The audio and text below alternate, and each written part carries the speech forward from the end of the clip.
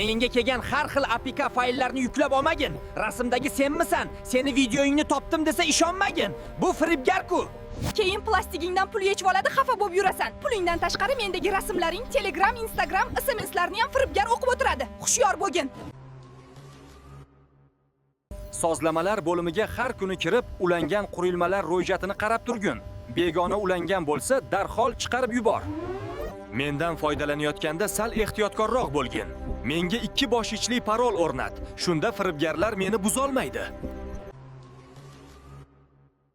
Salom, men Instagramman. Oxirgi paytlarda mendan har xil maqsadlarda foydalanishyapti. Misol uchun pul ko'paytirib berish, onlayn savdo, har xil sayohatlarga takliflar, foizsiz kreditlar bo'yicha takliflar bo'layapti. Bu takliflarni ko'pi yolg'on. Ehtiyot bo'lgin, barchasiga ishonmagin. Sen meni o'zingni nomingga olib birovga bermagin. Keyin boshqa telefon raqamga SMS xizmatini ham ulab bermagin. Firibgar, odamlardan yechib olgan qora pullarini mendan tashlab yechib olyapti. Sen ham teng javobgar bo'lasan. Telefon raqamingga o'zing meni ulading.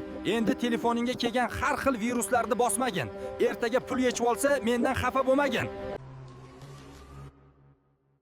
Ey, sen nimaga menga oson parol qo'yding? Biron kishini qo'liga tushib qolsam, bir pasda mendan pul yechib oladi-yu. Qiyinroq parol qo'ygin. O'zingga meni ichimdagi pul kerak-ku hali.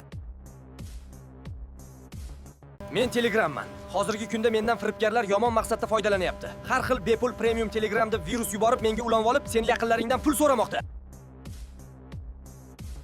Menga kelgan har xil APK fayllarni yuklab olmagin. Rasmdagi senmisan? Seni videoingni topdim desa ishonmagin. Bu firibgar-ku.